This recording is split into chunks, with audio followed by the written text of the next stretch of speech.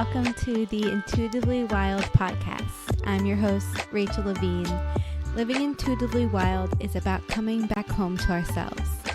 Here, we talk about how to live connected to ourselves, others, and nature, and make a commitment to radical authenticity, vulnerability, and acceptance. On this podcast, we delve into a wide range of topics that span the human experience. We peel back the layers and talk about the things that are often not talked about. This is a space for us all to walk and wander this path of life together. Let's dig into our roots and go deep. Hollis, welcome to the podcast. I'm so excited to have you here. I'm so excited to be here. Thank you for having me, Rachel. So, first question, what is something you wish people knew about you that you don't think many do? Oh, wow. What is something I wish people knew about me? So I often want to talk about this, but I don't always know how to talk about it because it can be a little bit heavy and it can be a little bit dense. But my childhood was very tumultuous, and there were some very intense things that happened when I was a teenager that inform a lot of how I've arrived at my work now. And so I think about it a lot, but I also think about how the reason I don't share that time in my life so much is because I also think in my head about how many people experience so much tumult in their home lives in general. And so I want to leave room for other people's experiences, for their childhood, for their upbringing, for their adolescence. And I don't always like to bring it up because also I'm a 36-year-old woman, and it feels like even though it's informing and it's the foundation of so much of who I am, it's not the most relevant education that I want to reference all the time. Does that make sense? It does. It does make sense, of course. So where does your desire to share about it come from? Is there any part that you would want to share now? I think the desire to share it is because there is a part of me, like with anything that we share with other people, it's because one, there's a part of us that wants to be seen and acknowledged, right? But then two, there's a relatability aspect. And there is always a part of me that wants to say in some way, if you are going through a really a really intense moment in your life, I see you because I've been there. And so I think those are the two impulses to want to share. I think there just hasn't been a way for me to understand how to share it, to share these experiences in a way that feels productive, I guess, for me. So, and I would be happy to talk about them, but also there were a series of things that happened, and I feel like I can't even speak to just one specific thing because it was really just like until I left, well, really until my 20s that I really felt like I started getting a handle on everything. So it had to do with friendships, it had to do with family, it had to do with my own life choices. But I guess I just would like to share that it was a rocky foundation. I feel like a lot of times I come off in all of my work as like I have this very packaged life. I come across like I really love to make things look beautiful. I really love to make beautiful things, but I don't want to ever pretend like one, that my life is perfectly beautiful now or that it's always been that way, if that makes sense. Absolutely makes sense. I mean, for me personally, when things come up that I want to share and I don't really know how to share them, I find that platforms like Substack or the podcast sometimes even is a helpful place for that because I'm not trying to, I know that people who are reading it are more invested and maybe more interested. And also I'm just giving myself free range for it to be whatever it needs to be, and not fit into a certain category or box. And I hear you on the fact that it was a whole string of events, but when you look back, is there one lesson or key reflection that comes up for you right now that feels really impactful for you in your life now? Like feels like a core foundation still of your life? Yes, absolutely.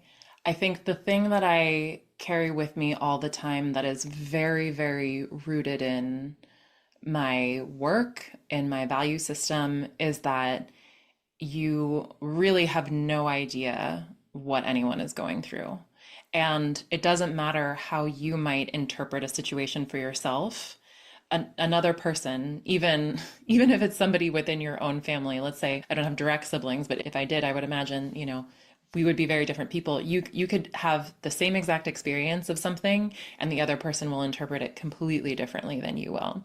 And so it's very important from my perspective to hold space for everyone's unique emotional, mental, energetic experiences of different situations and to respect what they say is their experience, even if you have an entirely different perception of that experience. 100%. That is something that I feel very strongly about as well. And I think one from my own experience, having gone through tumultuous times and people not being aware of that.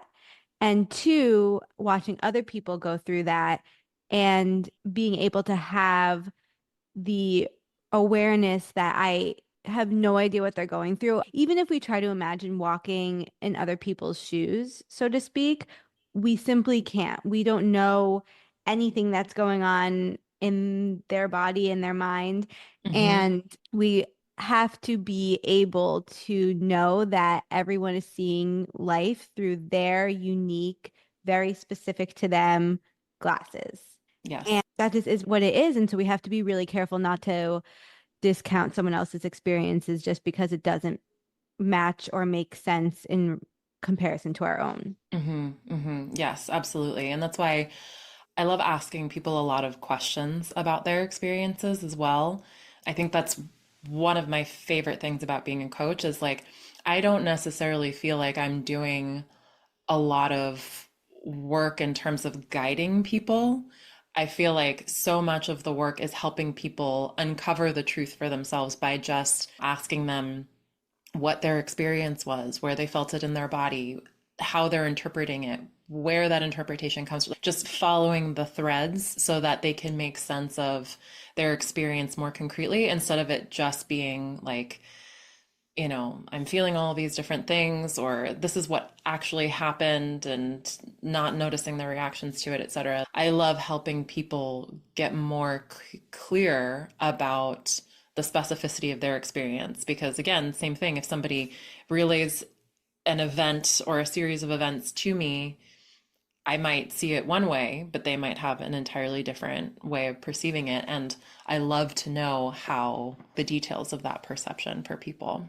Yeah, I feel exactly the same. I think the best coaches, therapists, mentors, guides, even friends and family are the ones who help us connect more deeply to ourselves and know Mm-hmm. ourselves better, not the ones Mm-hmm. who are giving us what they think is the right guidance or support. And that can be very tricky to navigate, especially with friends and family. Absolutely. The advice that isn't always asked for, which is a fine line also when you're a space holder. I think a lot of people think of coaches and teachers or mentors as the people that dole out advice. I think that that is a false perception. I think that there are some people that do that, but it definitely is a fine line. And you're right, especially with friends and family. It can be interesting when when that comes up. Yeah, this is something I've been reflecting on a lot about the more I connect with others, the more I want to listen and really practice active listening. And I was Hmm. even, my mom's a therapist, and I was talking about this with her, and this has been one of her intentions for the year was to be a better listener. And I think that that is one of the most important ways we can show up for others. Hmm. Yes, absolutely. I mean, active listening is still very much being a participant, right? I mean, I think about it's funny because I feel like I've had a lot of people in my life that because I'm naturally a space holder, I've had a lot of people just come into my life who take up a lot of space. And I've had to figure out my own relationship to those types of people because I'm not the type of person that just like voluntarily offers so much of myself forward. But at the same time, I've never felt like I have not been present in those relationships, even if I'm not actively sharing myself by listening and taking in what these other people are sharing, I feel like I'm absorbing, I'm interpreting, I'm making sense, and then in a lot of ways I'm reflecting back to them their own experience, and it's so active. I think people sometimes think of listening as like this passive thing, but I mean, I guess the term active listening makes it sound active. Like it is a very active experience, and it's very much a reciprocal experience. I personally think that it's one of the most loving things that we can do for one another is to be able to allow one another to completely, or allow someone else to completely let themselves bring whatever is inside them out to be seen or to be heard and to be held and to be really heard and not just casually like, oh yeah, I hear you. Because then we're listening to respond. We're listening and being aware of what the person actually needs from us, not just jumping Hmm. in and again coming at them with our projections or our assumptions or our perspective, and really Hmm. being aware of who this person is, what they're saying to us, and what they need from us. And so it's Yes. being responsive versus reactive. Yes. Yeah, 100%. Since we're talking about coaching and a little bit about your work, I would really love to know your path. What led you to what you do now? Where did you start? Anything in that realm that you want to share? Yeah, sure. So I started out as a graphic designer. When I was a child. My no, my mom owns a graphic design studio, and so I grew up in her office, and was playing around in Photoshop and Quark at the time when I was like 7, 8 years old. And so then when I decided to go to school for college, I decided that I wanted to study graphic design because it was the thing that came the most readily for me. And so I moved to New York. I went to SVA. And while I was at SVA, graphic design, it was like second nature to me. And it was very fun. And again, I love that I loved then and I still love now because I'm still a designer now. I love being able to exercise my visual creativity skills on a regular basis. But at the time in college, I kept feeling like there was something more that I wanted to be doing. I wanted to make more of an imprint on people's lives somehow. I wanted to help more in some really tangible way. And I found yoga when I was 20. Yeah, I was junior year of college, and I was a really reckless college student. I was partying like 4 nights a week, hanging out with really, really kind of like destructive people. And yoga just like flipped this switch in my head and in my body where I started to feel like I was actually taking care of myself and I was starting to see my choices and my reactions differently. And I I had this moment where I really just kind of pivoted in this new direction and I started going to yoga classes regularly, and then I eventually decided to do my yoga teacher training because I felt like there was something here in terms of this work that could be the solution or could be the pathway that I wanted to follow in terms of actually helping people the way that I wanted to help them in some sort of, somatic, personal but not too personal format. And so after a few years of teaching, I was approached by a kind of loose friend at the time, kind of like an acquaintance, to open a yoga studio with her. And that was in 2017. We opened in 2018.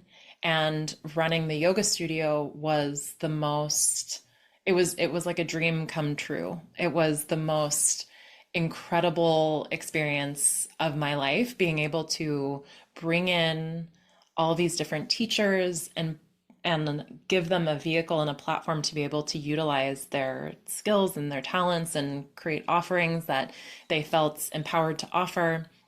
And it was amazing to bring in students who were new to yoga or had never done yoga or had been doing yoga for years and to offer them a community space where they could learn and explore themselves in community. Everything about it was just perfect. And then the pandemic came around, and also my business partnership was very much on the rocks. And so I left the studio, and then the studio closed. And I was like, how do I still do that? How do I still get to be that person that gets to help people find what it is that they love, that lights them up so much, and then empower them to do that? And that's where coaching came into play.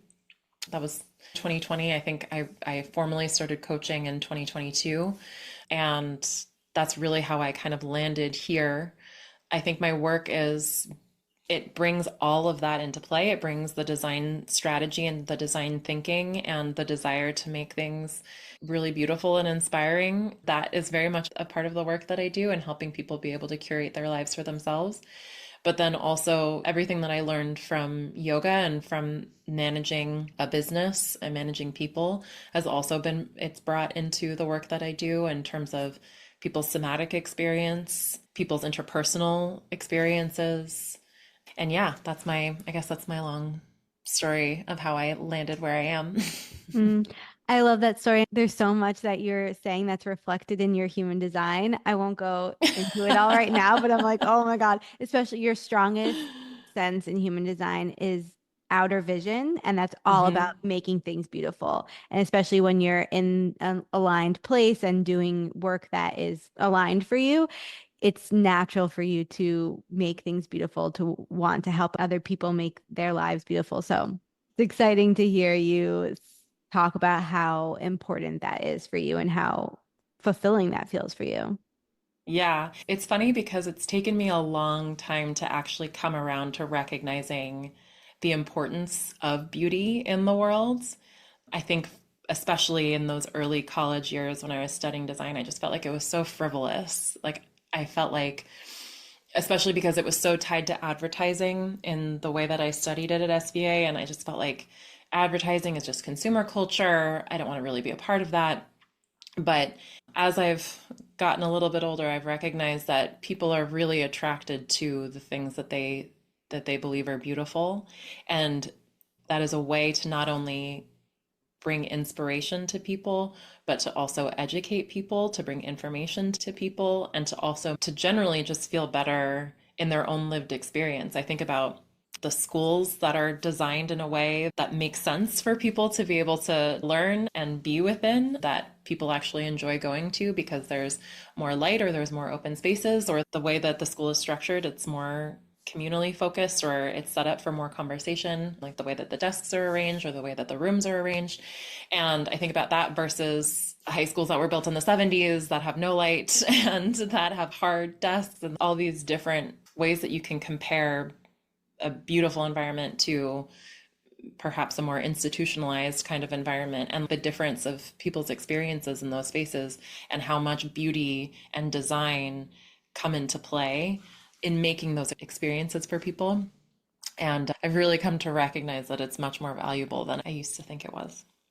Yeah, well, especially from what I'm hearing you say, when you design something, you're doing it with intention. When you're making it really beautiful, it's because there's intention and a certain desire, there's care into what you're doing. And that energy is in the design. Something can be beautiful just for beauty's sake, of course, and that's valuable in and of itself. But often things are designed beautifully because there's purpose behind it.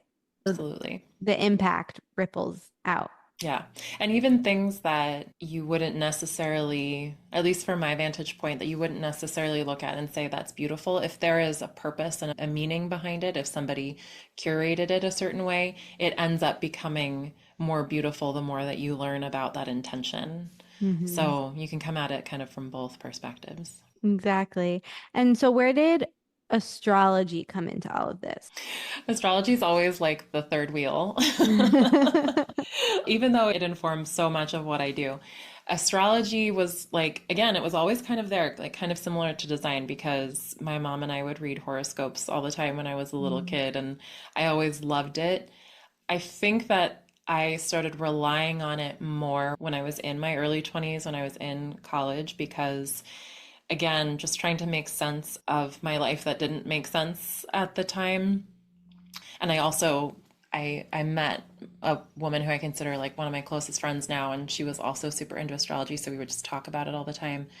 But I think especially for people who come from tumultuous backgrounds where you don't necessarily feel like you have a lot of control.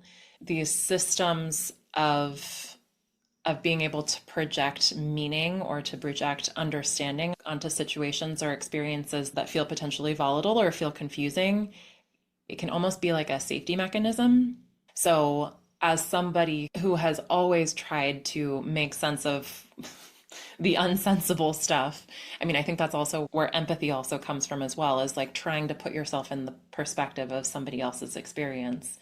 I think that that's really where astrology was born from for me. And then I just became really serious about it when I went through my Saturn return, because my Saturn return was very intense. I was in that business partnership with my business partner for the yoga studio, and I was in a romantic relationship, and both were really emotionally manipulative. And at the same time, I had an ex-boyfriend who was also actually threatening me, and we had this really difficult dynamic with our shared dog as well. So there were a lot of things going on in that scenario, and I was again trying to just make sense of like, what is this timeline? Why am I in this? What is going on? And when am I going to get out of this? And what are the lessons that I'm supposed to learn from this? And then really as soon as I kind of got out of, I not got out of, but made my way through all of those difficult relationship dynamics and kind of got through to the other side, that's when I really started getting into studying astrology really deeply and started reading charts more effectively. And then I'm not going to lie, there was one particular moment where I was on a flight. I don't know where I was, but I was looking at some of my friends' charts, and information just started clicking for me in ways that it hadn't before, where it was like everything that I had learned, all the information that I had absorbed felt like it was starting to find its home. And it was really from that point on that I was like, I am now officially hooked. I want to absorb as much information as possible because I'm starting to really feel like I'm fitting the right keys into the right doors. And it's just really interesting. And it's like, it's endless in terms of what you can study. So it's a rabbit hole I just find myself going down all the time. Mm. Yeah, it feels so good to find those things that just feel like they're meant for us, that just feel hmm like welcome home or knowing, you know? hmm I have had a similar experience in the sense that I have loved using astrology and human design and other modalities like that to have a sense of understanding about myself in the world.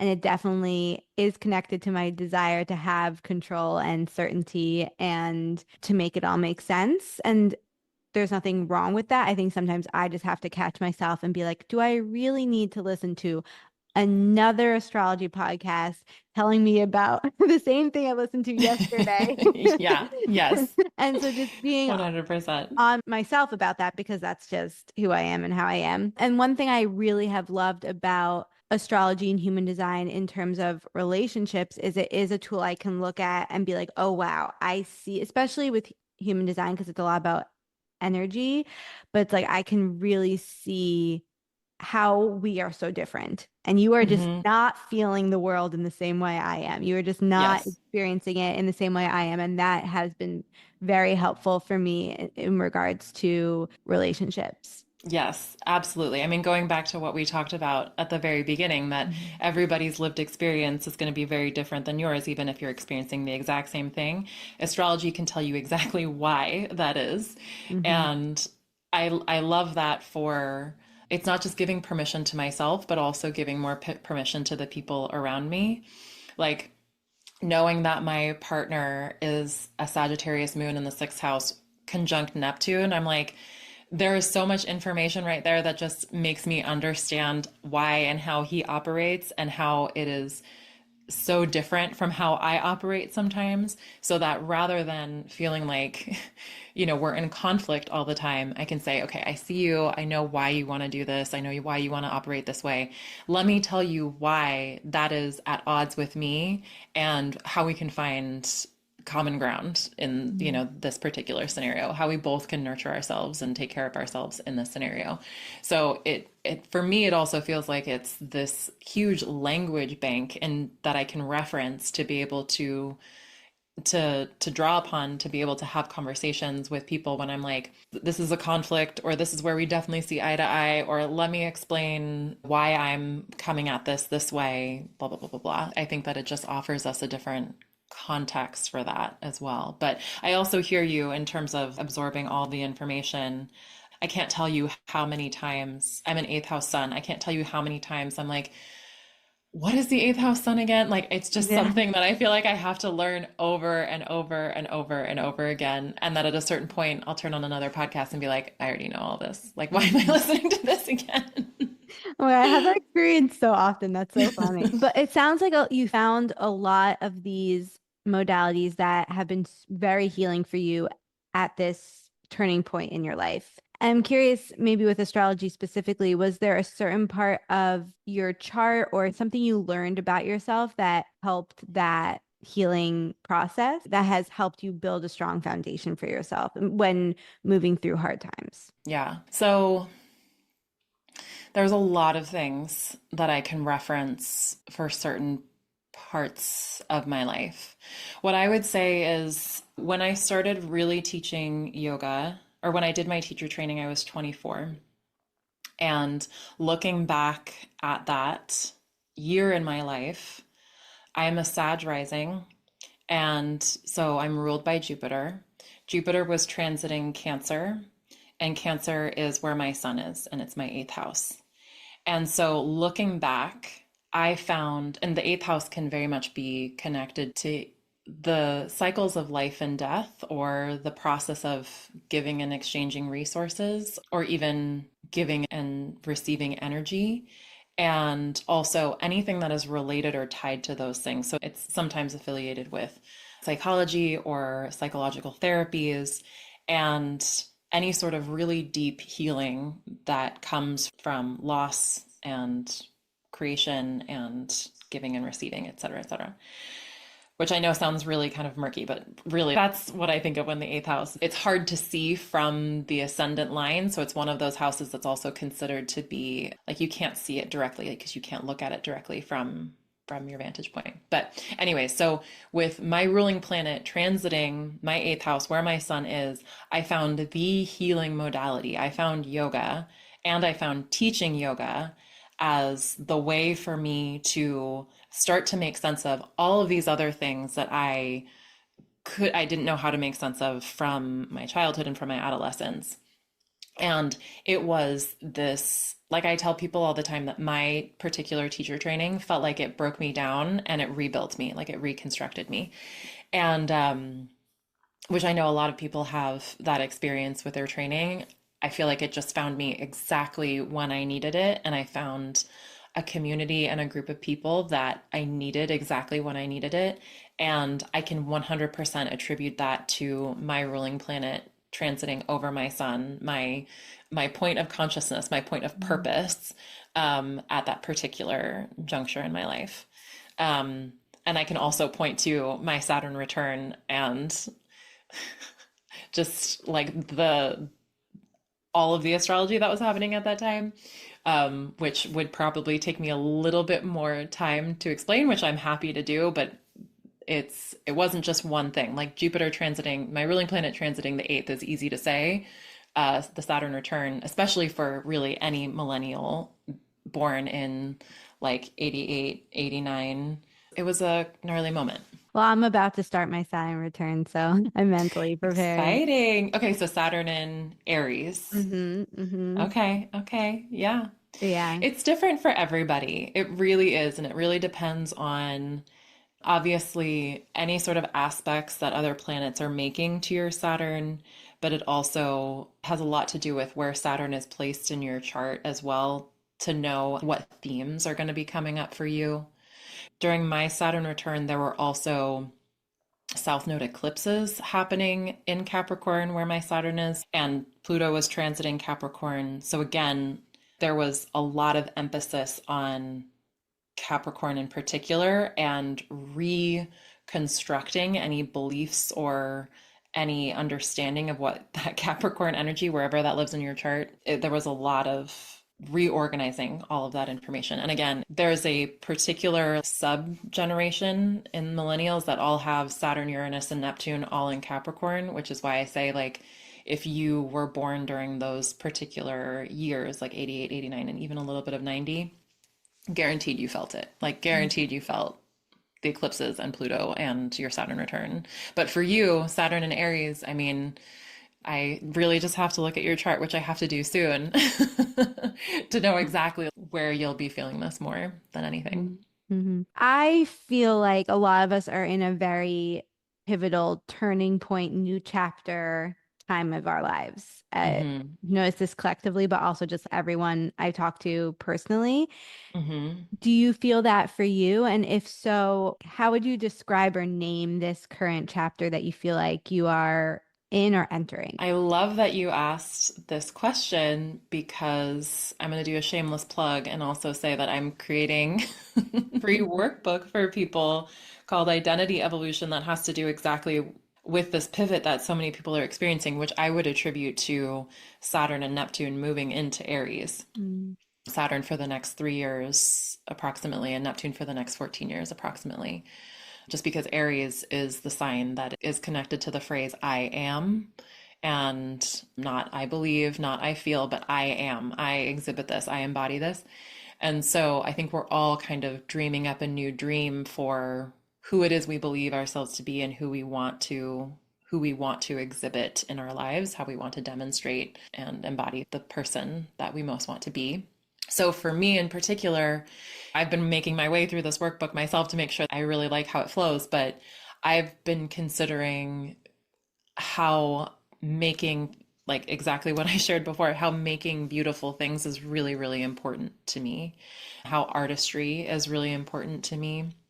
And even if it's not necessarily productive or practical, or I guess I would say practical, not necessarily productive, but if it's not necessarily, even if it's not necessarily practical, making art in whatever, however I want to interpret that word, has to be a part of my next chapter.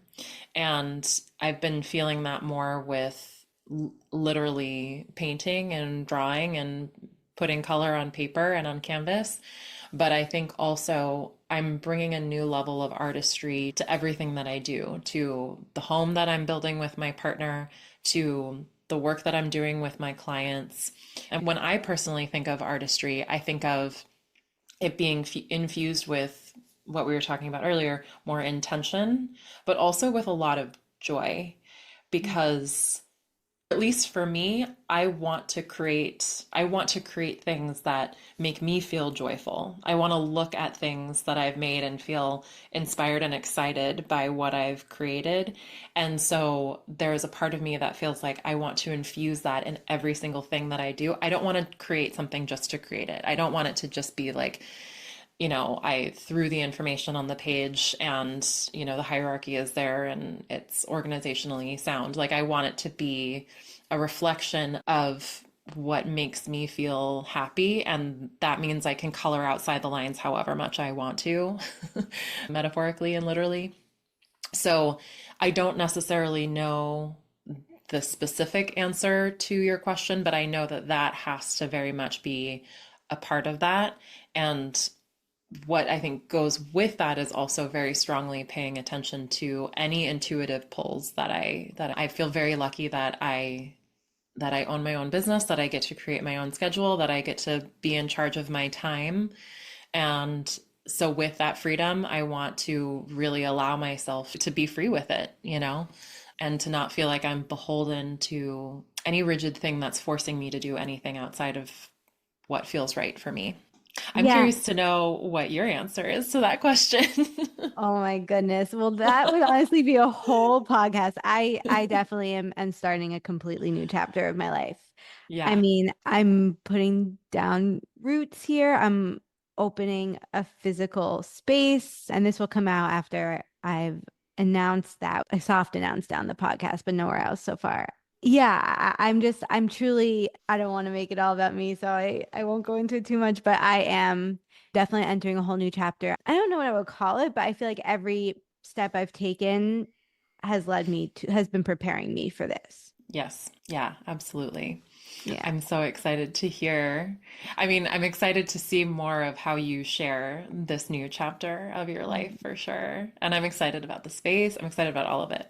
Oh, thank you. Well, I'm excited to see how you embrace and embody this new chapter of your life. And I'm curious if anything comes up for you around what you're definitely not bringing into this new chapter, what you feel like Mm. you need to release or what you already have let go of. So, if there's anything that I can intentionally let go of, it's funny because I just went through like so many things in my head. Hmm. So going back to Saturn and Neptune in Pisces, I think for a lot of people where these planets are moving out of, I think for a lot of people, it felt like a lot of heaviness and it felt like a lot of sluggishness and like wading through the mud and just feeling like defeated in different aspects of life. And I know I have felt that over the last few years, at least while Saturn has been in Pisces in different ways. And about 2 years ago, maybe a year and a half ago, I really got serious about wondering if I struggled with chronic depression.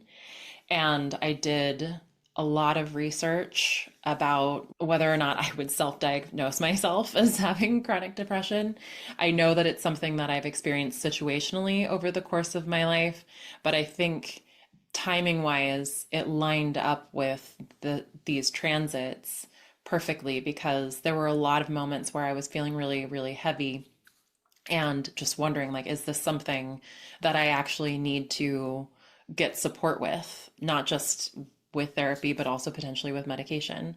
And since then, since doing that kind of deep dive into trying to understand what chronic depression actually looks like and what it means, and reading like several different people's lived experiences of chronic depression and trying to contextualize it with myself, it's almost like I'm not going to say that it's not something that I'll ever not experience again because situational depression is very real and life is life and it will continue lifing. But at least for now, I feel like I've found a lot of tools through that investigatory process for myself that help me to pull myself out when I feel like I'm going in that direction. Whereas in the past, I would have just, in many instances, just kind of allowed myself to go there and to just lean into the heaviness and to lean into like the weight of my emotional experience and kind of collapse in on myself. And that is something that I very intentionally want to work away from as best I can in this next chapter. I think that situational depression, like I said, it's very real. And I think it can actually be very productive when you find your way out of it with whatever tools and support that you need to find your way out of it, at least in my experience. But for me, it just feels like it also still is, it feels like it's destructive. It's easy to want to choose self-destructive things when I'm there. And I just don't want to I intentionally don't want to bring that in to where Mm. I'm going. Thank you for sharing that. And I love that intention. I love this new energy for this chapter for you.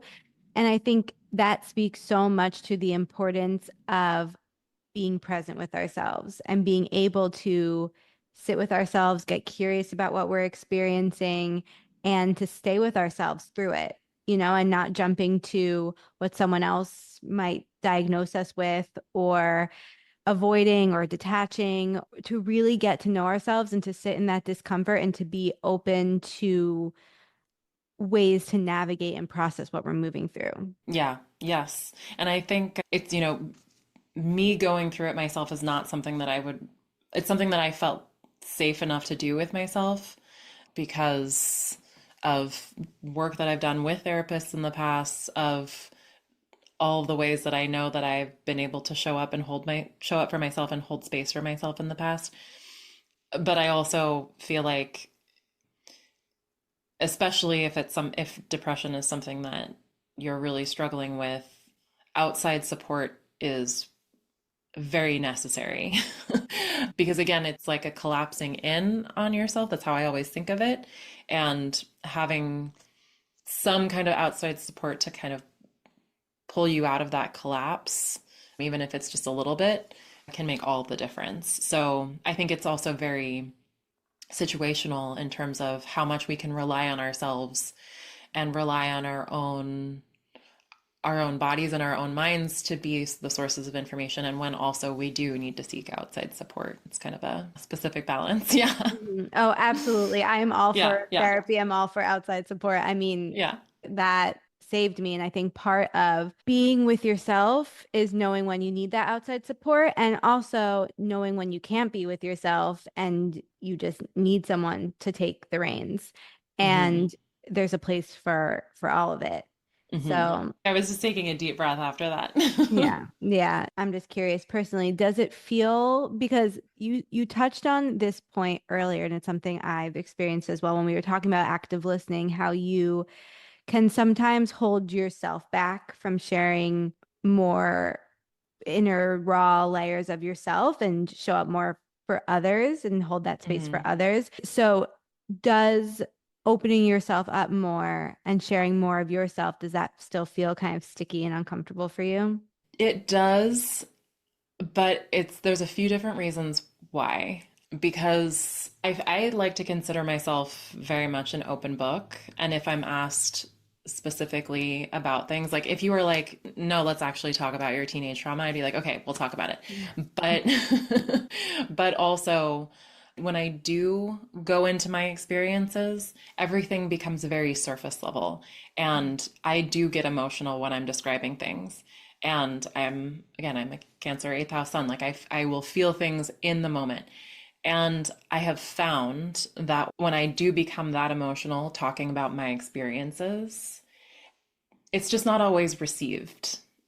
And so I'm very specific about when and how I share my experiences, and also when and how, or when and why I let myself cry in front of people, because inevitably I will end up crying. Like that's just me. Like I Mm-hmm. have friends in my life and my partner joke that I cry at literally everything. And people have different responses when they see someone crying. And so there's a part of me that's like, I will go there if you want me to go there, and I will feel it really deeply for the moment.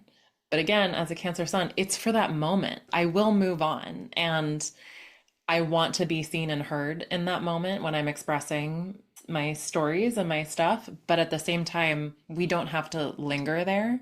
And I don't have to have somebody else necessarily hold space for me as I'm clearly having an emotional response, if that makes sense. So it's vulnerability that I'm willing to offer.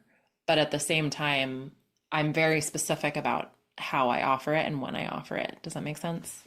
It totally makes sense because I honestly really, really relate because I also feel very open in a lot of ways and I'm very discerning and intentional with when I share certain things because I don't want to be misunderstood.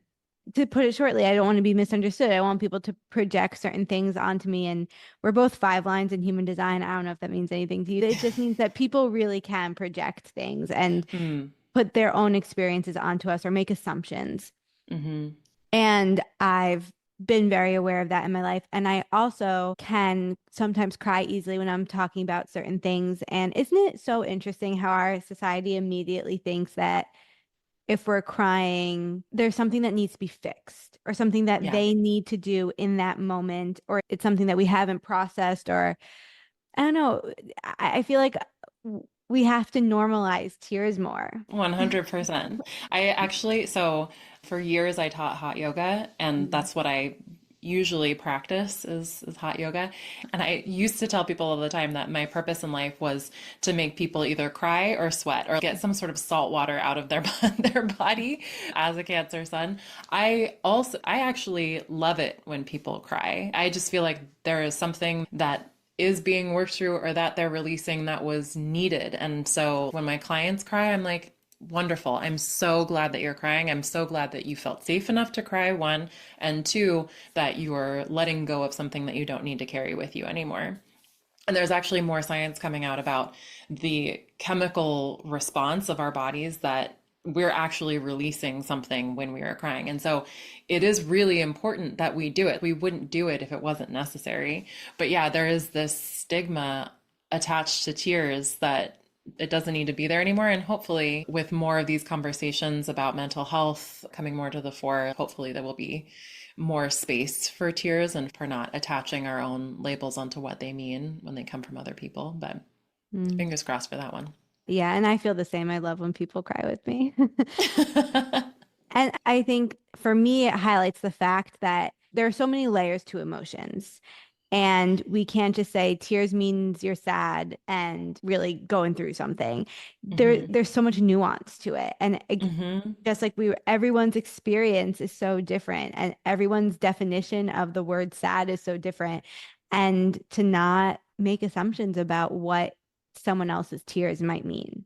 Yes, exactly. And to also not assume their own relationship to their tears as Mhm. well. You know, they might be having tears for some reaction to something, and they're also probably having their own emotional experience to expressing those tears. It's layered. So rather than projecting onto that in any context, you can just allow them to be where they are. Exactly. Okay, so living intuitively wild means living dedicated to your true, authentic self, no matter what. How do you feel like you live intuitively wild? Oh my God, where do I start? I mean, I think that it just comes back to listening to my body at the end of the day, at the end of every day, at the beginning of every day, during the day. I think that for me, I know it's not this way for everybody, but for me, my body has been my guiding compass to understanding and knowing where to go, what to say yes to, what to say no to. And that is not always in the confines of what's expected or what people want from me or what society deems is right or wrong. And when I think of what wild is, I think that it's like challenging the ways in which culture and people try to domesticate us. And so I think if I'm constantly going back to what my body wants and not what is projected onto me based off of what other people want, you know, sometimes it's in alignment, sometimes it's not, then I think that that's me being able to live intuitively and wildly every day. I love that so much. And I feel like there's a lot that you spoke to around questioning other people's rules and really allowing yourself to do what you want to do instead. Hmm. Yes, absolutely. Which I want more and more and more people to do. I mean, question authority, question the information, question where it's coming from, question me, like question it all and make Hmm. sure it really resonates with you because at the end of the day, that's all that matters. Exactly. Exactly. Yeah. Hollis, please share with everyone where they can connect with you, find you, all of the things. Yeah, yeah. So you can visit my website, hollismm.com, for all things graphic design related, life design related, astrology related. I am on Substack at The Designed Life. I have my own podcast, The Designed Life, but I'm on Instagram for another month at hollis.mm and Mhm. threads under the same name. And yeah, that's where you can find me and all the things. Thank you We so much, didn't Rachel. we didn't even get into the Instagram transition that you're Yeah, I'm so conflicted right now. Mhm. I'm now like, should I backtrack on this? But I'm sticking to it, even if it's just a temporary pause. I'm gonna do it and just see how it goes. But yeah, I mean, I'm having a moment right now where I'm like happier on Instagram than I have been in years, and I'm like, do I really want to give this up? Damn it, Zuckerberg. But Well, yeah. I feel like that happens often when we are giving something up that isn't 100% like fully bad. I mean, and what Mhm. is 100% fully bad? I think it's normal to then start to question things or to tempt us. And it's kind of like when we're leaving something behind that and we're sad that we're leaving it behind, we're grieving it. That's a positive thing because it means that it wasn't all bad and we learned a lot from it and there was a lot to take from it. And again, you can always come back and it's not as serious as some other experiences like that can be, but it is interesting to me that you're having that relationship with it right now. Yeah, yeah. So we'll see where it goes. Nothing, I never think anything is permanent, so we'll see what happens. Yeah, exactly. Well, we will all stay curious about it. Okay. Thank you so much, Hollis. Thank you, Rachel. Thank you so much for joining me on this episode of Intuitively Wild, the podcast.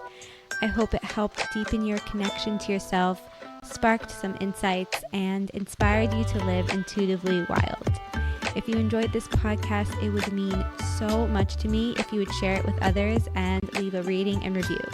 And please reach out to me. I would love to connect with you.